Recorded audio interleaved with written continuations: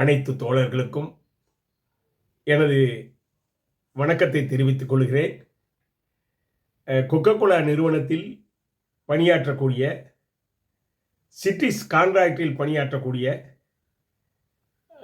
காது கேளாத, வாய் பேசாத தொழிலாளர்களுக்காக இந்த வீடியோ பதிவை தயார் செய்திருக்கிறேன். அவர்கள் சந்தித்து வரும் நெருக்கடிகள், பிரச்சனைகள், அது சம்பந்தமாக அந்த சிட்டிஸ் நிறுவனத்துக்கும் கொக்கோகோலா நிறுவனத்திற்கும் செல்ல வேண்டும் என்பதற்காக இந்த பதிவு. அதே சமயம் டிடி தொழிலாளர்கள் தங்களுடைய கோரிக்கைகளை பல்வேறு நேரங்களில் எடுத்து சென்றாலும் கூட அவருடைய பிரச்சனைகளை முழுமையாக அந்த நிறுவனங்கள் தீர்க்கும் மனநோக்கு அவர்களிடம் இல்லை என்பதை புரிந்து கொண்டு மீண்டும் அழுத்தம் கொடுக்க வேண்டும் என்பதற்காக இந்த பதிவை போடுகிறோம். கொக்கோகோலா நிறுவனம் காது கேளாத, வாய் பேசாத தொழிலாளர்களை வேலைக்கு அமர்த்தியது. அவர்களை வேலைக்கு அமர்த்துவதற்கு எம்ப்ளாய்மெண்ட் எக்ஸ்சேஞ்சிலிருந்து அவர்களுடைய பெயரை வாங்கி அவர்களுக்கு வேலையை கொடுத்தது. வேலையை கொடுத்து அந்த வேலை அவர்கள் நேரடியாக அந்த நிறுவனத்திலே நிரந்தர தொழிலாளியாக வேலை வாங்கவில்லை, வேலைக்கு எடுக்கவில்லை. அதற்கு பதிலாக அவர்களை டிஎஸ்டி கான்ட்ராக்டரிடம் ஒப்படைத்து அவர்களை முழுமையாக கான்ட்ராக்ட் தொழிலாளியாகவே வைத்திருந்தார்கள். ஒரு கட்டத்தில் சிட்டிக்ஸ் நிறுவனத்திடம் கான்ட்ராக்ட் தொழிலாளியாக அவர்களை வைத்திருந்தனர். அவர்கள் நேமத்தில் உள்ள, திருவள்ளூர் மாவட்டம் நேமத்தில் உள்ள கொக்கோகோலா நிறுவனத்தில் முழுமையாக பணி செய்து கொண்டிருந்தார்கள். அவர்களுக்கு அங்கு இருக்கக்கூடிய அங்கு இருக்கக்கூடிய நிரந்தர தொழிலாளர்களுக்கு உதவி செய்கின்ற வகையிலே ஒரு 45 தோழர்களுக்கு மேல் தொழிலாளிகள் அப்போது பணி செய்தார்கள். ஒரு கட்டத்திற்கு சிட்டிக்ஸ் நிறுவனம் அவர்களை அந்த நிறுவனத்திற்குள் வைக்க முடியாது என்ற நோக்கத்தில் அவர்களை வீட்டுக்கு அனுப்ப முயற்சி எடுத்த போதுதான் சிஐடி தொழிற்சங்கம் அவர்களை சந்தித்து பேசி தொழிற்தாவா எழுப்பி அவர்களை சங்கத்தோடு இணைத்தது, சட்ட பாதுகாப்பை வழங்கியது. அவர்களோடு அந்த சிட்டிக்ஸ் நிறுவனத்தோடு ஒரு ஒப்பந்தமும் போட்டது, ஊதிய ஒப்பந்தம். இன்றைக்கு அந்த ஊதிய ஒப்பந்தம் இதோடு 3 ஊதிய ஒப்பந்தங்கள் அவர்களோடு போட்டிருக்கிறோம்.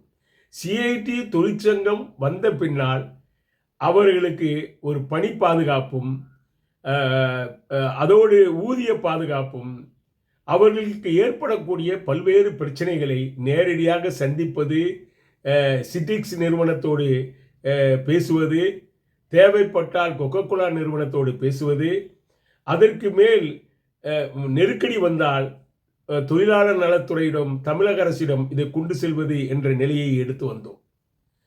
ஆனால் ஏற்கனவே அவர்களுக்கு பொதுவான கோரிக்கை இருந்து கொண்டே இருந்தது. என்ன? அதுதான் அவர்களை அந்த நிறுவனத்திலே நிரந்தர தொழிலாளியாக மாற்ற வேண்டும் என்ற அந்த கோரிக்கை. ஆனால் அதற்கு கொக்கோகோலா நிறுவனம் அதை செவிசாய்க்கவில்லை. ஆனால் சங்கமும் அதை விடுவதாக இல்லை. அதை மாற்றுத்திறனாளிகள் அமைப்பு என்று மாநிலம் முழுவதும் செயல்படக்கூடிய அந்த அமைப்போடு அவர்களை இணைத்து வைத்து அதற்கான தொழிற்தாவா இன்றைக்கு எழுப்பப்பட்டிருக்கிறது. அது இன்றைக்கும் தொழிலாளர் நீதிமன்றங்களிலே அது வழக்கும் பதியப்பட்டு இருக்கிறது. இந்த நிலையில்தான் கடந்த சமீபத்தில் நாம் ஒரு ஒப்பந்தம் போட்டோம், தொழிலாளர்களை ஒப்பந்தம் போட்டோம். அந்த ஒப்பந்தம் சிஐடி சங்கத்தை இறஞ்ச ஒருபாடு இவர்களுக்கு பாதுகாப்பு வந்ததே ஒழிய, ஆனால் ஒப்பந்தங்கள் போட போட போட நிறுவனமும் அந்த கான்ட்ராக்டரும் வேறு விதமாக சிந்திக்க ஆரம்பிக்கிறார்கள். இவர்களை எப்படியும் தொந்தரவு பண்ணுவது, அவர்களுக்கு நெருக்கடி கொடுப்பது என்ற நிலையிலே அவர்கள் எடுக்கக்கூடிய நடவடிக்கை என்பது எங்களுக்கு சட்டப்பூர்வமாகவும் இல்லை. அவர்களை அவர்கள் எப்படியாவது வீட்டுக்கு அனுப்பிவிட வேண்டும் என்ற அடிப்படையிலே மிரட்டுவது, தொந்தரவு பண்ணுவது, பணியிடங்களிலே நிர்பந்தம் பண்ணுவது என்ற நிலை உருவாகி இருக்கிறது. கடந்த ஒப்பந்தம் போட்டோம். போக்குவரத்து படி அனைவருக்கும் கிடைக்கும் என்ற ஒரு ஒப்பந்தம் போட்டோம். ஒப்பந்தம் போட்டு இன்ன வரைக்கும் ஒரு 6 மாதம் கூட ஆகலை. ஆனால் போக்குவரத்து படி அனைவருக்கும் கொடுக்க முடியாது என்கிறார்கள். ஒப்பந்தத்தில் இருக்கிறத அமல்படுத்துவதற்கு இவர்கள் மறுக்கிறார்கள். அதே சமயம் இது இது இதை இதை எதை காட்டுதுன்னா, நான் மீண்டும் ஒரு கடிதம் கொடுத்துருக்கோம். இதை மீண்டும் தொழிற்தாவா எழுப்பக்கூடிய நிலைமை இருக்குது. இன்னொரு பக்கம் என்னென்னா, வேலை இடங்களில் வேலை செய்கிற இடங்களில் அவங்க வேலை செய்வது என்னன்னு சொன்னால், ஏற்கனவே நியமத்தில் வேலை செஞ்ச அந்த தொழிலாளர்களை அவர்கள் சிஐடி சங்கம் தலையிட்டு அவர்களை வீட்டுக்கு அனுப்புறதுக்கான முயற்சி எடுக்கும்போது, அப்போதே நாங்கள் என்ன செய்தோம், 15 வருஷத்துக்கு முன்னாடி என்ன செய்தோம் என்று சொன்னால், அவர்களை பயிற்சி கொடுத்து மீண்டும் ஒரு புதிய ஸ்கில்டு தொழிலாளியாக மாற்றி பணியில் வைத்துக் கொள்ளுங்கள் என்று நிர்பந்தம் கொடுத்தோம். அந்த அடிப்படையில் அவங்களுக்கு ஏசி மெக்கானிக்கும், அதே மாதிரி பெரிய பெரிய மால்களில், சந்தையில், மார்க்கெட்டில் வேலை செய்யக்கூடிய அந்த பணியாளராக ட்ரைனிங் கொடுத்தாங்க. 6 மாதம் ட்ரைனிங் கொடுத்தாங்க. ஸ்கில்டு தொழிலாளி ஆகினாங்க. அவர்களை எங்கே சென்னையில், செங்கல்பட்டில், காஞ்சிபுரத்தில், ஏன் வேலூரில் கூட இந்த தொழிலாளிகளை இடமாற்றம் செய்திருக்கிறார்கள். இடமாற்றம் செய்திருக்கக்கூடிய இந்த நிலைமை தொழிலாளிகள் காலையில் அவங்க பணியிடத்துக்கு, அவங்க குடியிருக்கிற இடத்துலேருந்து பணியிடத்துக்கு போகணும்னா அவங்க 2 மணி நேரம் 3 மணி நேரம் ஆகுது. மீண்டும் திரும்பி வரணும்னா அவ்வளவு நேரம் ஆகுது. அவர்கள் இருட்டில் வர்றாங்க, காலையில் அதிகாலையில் போகிறாங்க. அவங்க எல்லாம் யாருன்னா மாற்றுத்திறனாளிகள். அவங்களுக்கு காது கேட்காது, வாய் பேச முடியாது. ஆனால் அவங்க அந்த பணியில் போய் செய்கிறாங்க. செய்கிற இடங்களில் நாங்கள் ஒப்பந்தம் போடுறோம். கொக்கோ கோலா நிறுவனத்தினுடைய பானங்களை தான் அவங்க கையாள முடியும். அவங்களை எடுத்து வைக்கிறது, ஷோ பண்ணுறது, அவங்களுக்கான அந்த சந்தை இது மார்க்கெட்டில், அவங்களுடைய பெரிய பெரிய மால்களில் உதவி பண்ணுவதற்கு.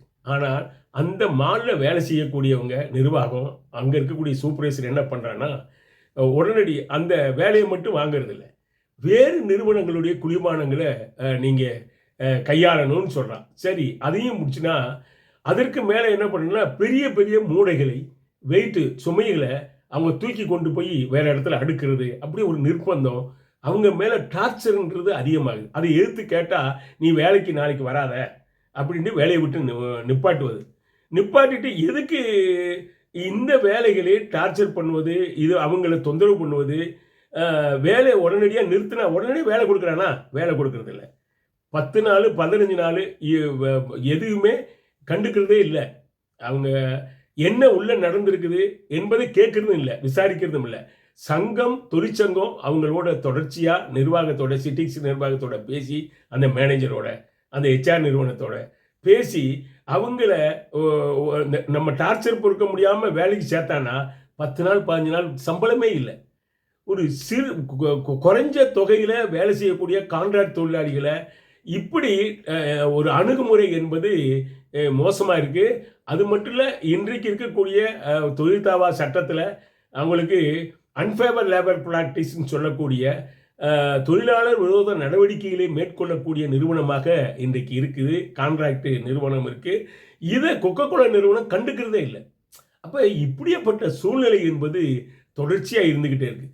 அப்போ ஒரு பக்கம் ஒப்பந்தம் போடுறோம், ஒப்பந்தத்தை அமல்படுத்துறது இல்லை. ஒரு பக்கம் வேலை செய்கிற இடத்துல என்ன வேலைன்றதை நம்ம ஒப்பந்தத்தில் அதை வாங்கிறது இல்லை, அதை ஒரு நிர்பந்தம் பண்ணுவது. கிட்டத்தட்ட நம்ம தொழிலாளி, அந்த டிடி தொழிலாளி என்று சொல்லக்கூடிய காது கேட்காத, வாய் பேசாத அந்த தொழிலாளி எல்லா இடங்களிலுமே ரொம்ப சிரமப்படுறாங்க, கஷ்டப்படுறாங்க. ஆனால் அவங்க மேலே ஏதாவது ஒரு தொந்தரவு பண்ணி அவங்ககிட்ட பேசுறதுலேயும் ஒரு ஒரு திறமை வேணும். அப்படி ஒரு சில இடங்களில் கொஞ்சம் அவங்களுடைய குரல் புரிய வைக்கிறதுக்கும் சவுண்டு கொடுத்து பேசுவாங்க சில நேரங்களில். அதில் அவங்களுக்கு இரிட்டேட் ஆகி சில பேர் அவங்கக்கிட்ட பேசுகிறதே தவிர்க்கிறதும், அவங்கள கையாளுற மெத்தடில் கோவப்படுவதும் என்று அடிப்படையில் சூப்பர்வைசரும் அந்த மாலில் இருக்கக்கூடிய நிறுவனத்தினுடைய ஆட்களும் ஏதாவது ஒரு கம்ப்ளைண்ட்டை கொடுத்துக்கிட்டே இருக்காங்க. அப்போ இதெல்லாம் யார் சரி பண்ணணும்? அந்த நம்ம சிட்டிக்ஸ் நிறுவனம் இதை கையாளக்கூடிய அந்த மேனேஜர், சிட்டிக்ஸ் நிறுவனத்தினுடைய மேனேஜர், அங்கே இருக்கக்கூடிய ஹெச்ஆர், இவங்களுடைய இவங்களுடைய அந்த தனித்தன்மையை புரிந்து கொண்டு கையாள முடியாமல் இதோட அடிக்கடி வேலையை விட்டு நிப்பாட்டுறது, சம்பளத்தை இழக்க வைக்கிறது, அப்புறம் வந்து சேர்க்கறது, ஏற்கனவே கொடுக்குற லீவுகளை உடனடியாக கொடுக்கறது இல்லை. இப்படியேப்பட்ட சூழ்நிலை கடந்த 3 ஆண்டு காலமாக. ஏன் லீவு? ஸ்டாப் அண்ட் எஸ்டாப்ளிஷ்மெண்ட் ஆக்ட்னு ஒன்று இருக்குது. அந்த சட்டம் வந்து இந்த மாதிரி பகுதியில், கடைகளில், நிறுவனங்களில் வேலை செய்யக்கூடிய தொழிலாளிகளுக்கு இருக்குது. ஏன் லீவு இருக்குது?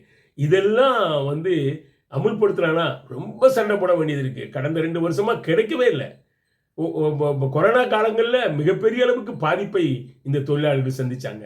ஆகவே தான் நாங்கள் சொல்கிறோம், இந்த நிறுவனத்தில் இருக்கக்கூடிய இந்த சிட்டிக்ஸ் நிறுவனம், கோக்கு நிறுவனம், நாங்கள் என்ன நினைக்கிறோம்னா, தொழிலாளர்களை பழிவாங்கும் நோக்கோடு மாற்றுத்திறனாளியினுடைய அவங்க இன்றைக்கு பணிக்கு வர்றாங்க. மாற்றுத்திறனாளியாக இருக்கிற அந்த தொழிலாளிகள் கௌரவமாக ஏதாவது ஒரு வேலையை செய்து குடும்பத்தை நடத்துவோம், சமூகத்தில் ஒரு மரியாதையான ஒரு வாழ்வாதாரத்தை தேடிக்கொள்ளலாம்னு சொல்லித்தான் வேலைக்கு வரலாம். அவனுக்கு பணி நிரந்தரம் கிடைக்கும்னு வந்தான். கான்ட்ராக்ட் தொழிலாளியவே 20 வருஷமாக வச்சிருக்கிறேன். வச்சிருந்தாலும் கூட ஒப்பந்தத்தில் ஏற்பட்ட அந்த விஷயங்களை சம்பளத்தாக கொடுக்கவும் மாட்டேன். ஏற்கனவே வேலைகளில் ஒரு டார்ச்சர் உருவாகுது. இப்படி உருவாகக்கூடிய இந்த நிலைமை என்பது இந்த ரொம்ப மோசமாக இருக்குது. ஆகவே நாங்கள் கேட்குறோம், ஒருவருக்கு வாழ்க்கையை சீரழிக்க முடியும், ஆனால் வாழ்க்கை கொடுக்க முடியுமா? வாழ்க்கையை கொடுக்கவே முடியாது. வாழ்க்கை கிடைச்ச வாழ்க்கையை சீரழிக்கிறதுக்கு சிட்டிக்ஸ் நிறுவனம் இருக்கா, கோக்கு நிறுவனம் இருக்கான்னு நாங்கள் கேட்குறோம். மாற்றுத்திறனாளிகள் கௌரவமாக வாழ விரும்புகிறாங்க. அவர்களை நீங்கள் கஷ்டப்படுத்த வேண்டாம், அவங்களுக்கு நெருக்கடி கொடுக்க வேண்டாம் என்று நாங்கள் கேட்குறோம். நீங்கள் சந்தோஷம், இந்த நெருக்கடியை கொடுத்து உங்களுக்கு சந்தோஷம் வருதா? நாங்கள் அதை கேட்க விரும்புகிறோம் இந்த நிறுவனத்தில். ஆகவே எல்லாரும் வந்து ஒரே மாதிரி இருக்க முடியாது. சில நேரங்களில் சில தவறுகள் நடக்கக்கூடிய மனித இயற்கை தான். அதை புரிந்து கொண்டு இணைச்சு வேலை செய்யறதுக்கு தான் உங்கள் ஹெச்ஆர் நிறுவனம் இருக்குது, அதிலுடைய ஸ்டாஃப் இருக்காங்க. அதுக்கு மேலே இந்த தொழிலாளிக்கு தொழிற்சங்கம் இருக்குது. தொடர்ச்சியாக நாங்கள் வந்து தலையிடுறோம். எங்களோடு சேர்ந்து இணைஞ்சு நின்று அந்த தொழிலாளியுடைய வாழ்க்கையை கொஞ்சம் அரவணைப்போடு ஒரு நேசத்தோடு அணுக வேண்டும் என்று நான் கேட்குறோம். நீங்கள் அப்படித்தான் முடியாதுன்னு சொன்னால், கான்ட்ராக்டும் சரி, கோக்கு நிறுவனமும் சரி, ஒரு தொழிற்சங்கம் என்ன செய்யும்? அடுத்த கட்டத்துக்கு நாங்கள் போக முடியும் என்பதை நீங்கள் பார்க்கணும். நாங்கள் சட்டப்பூர்வமாக நடவடிக்கை எடுக்கிறதுக்கும் முயற்சி எடுத்துக்கிட்டு இருக்கிறோம். அதே மாதிரி ஒரு 4 மாவட்டங்களில் கஷ்டப்படக்கூடிய இந்த டிடி தொழிலாளர்களுடைய அவங்களுடைய கஷ்டங்களை புரிந்து கொண்டு அவங்களுக்கு சேர வேண்டிய சம்பாதிக்கக்கூடிய அந்த தொகையை அவங்களுக்கு ஏதாவது ஒரு முறையில் கட் பண்ணணுன்ற நோக்கத்தோடு வேலை செய்ய வேணான்னு நினைக்கிறேன். ஏதாவது ஒருத்தனை வீட்டுக்கு அனுப்பிச்சு வீட்டில் இருக்க வைங்க. எப்பயாவது நானும் பார்த்துக்கிட்டே இருப்பேன், இந்த ஒப்பந்தத்துக்கு பின்னாடி ஒரு 2 தொழிலாளியை வீட்டுக்கு போ அப்படின்னு சொல்லி வீட்டிலேயே இருக்க வைக்கிறது. அப்படி மிச்சப்படுத்தி அந்த கோக்கு நிறுவனம் கொடுக்கக்கூடிய அந்த ஊதியத்தில் சிட்டிக்ஸ் நிறுவனம் என்ன சம்பாதிக்க போகிறீங்கன்னு கேட்குறேன். ஆகவே சிட்டிக்ஸ் நிறுவனத்துக்கும் கோக்கு நிறுவனத்துக்கும் சிஐடியு சங்கத்தின் சார்பாக கூறிக்கொள்வது என்னவென்று சொன்னால், தொழிலாளி என்ற அடிப்படையில் ஒன்றுபட்டு நிற்கக்கூடிய உங்கள் நிறுவனத்தில் வேலை செய்யக்கூடிய தொழிலாளிகளை நீங்கள் பழிவாங்கும் நோக்கத்தோடு நடத்த வேண்டாம் என்று நினைக்கிறேன். வேறு சில தொழிற்சங்கமாக தொழிலாளியாக அவர்களுக்கு ஆதரவாக திரட்டுவதை எங்களுக்கு ஒரு அவசியமாக நீங்கள் செய்து விடாதீர்கள். இன்னொன்று என்னன்னு சொன்னால், வரக்கூடிய இந்த நிலைமையில் ஒரு மாற்றுத்திறனாளி என்ற அடிப்படையில் ஒரு சிறப்பு கவனம் எங்களுக்கு நாங்கள் கேட்கல. உழைச்சா அவனுக்கு மரியாதை கொடுங்க. நீ ஏன் வந்து சாதாரண தொழிலாளியை காட்டி மாற்றுத்திறனாளி கொடுக்கும்போது உங்களுக்கு இன்னும் அன்பு ஆதரவு அதிகமாக தானே இருக்கணும், ஏன் வெறுப்பு வருது? ஆகவே உங்களுடைய அணுகுமுறையில் மோசமான அணுகுமுறையை, மனிதாபிமானமற்ற முறையில் நடக்கும் இந்த நடவடிக்கைகளை உடனடியாக கைவிட வேண்டும் என்று சிஐடி சங்கத்தின் சார்பாக உங்களிடம் கேட்குறோம். வேற முறையில் கேட்கறதுக்கு இல்லை, வேற முறையில் எங்களால் அதை கேட்கறதுக்கு வாய்ப்பு வரும்போது அதையும் செய்வோம் என்று உங்களுக்கு அறிவுறுத்தி, உடனடியாக சிட்டிக்ஸ் நிறுவனத்தினுடைய அந்த அதிகாரிகளும் அந்த ஊழியர்களும்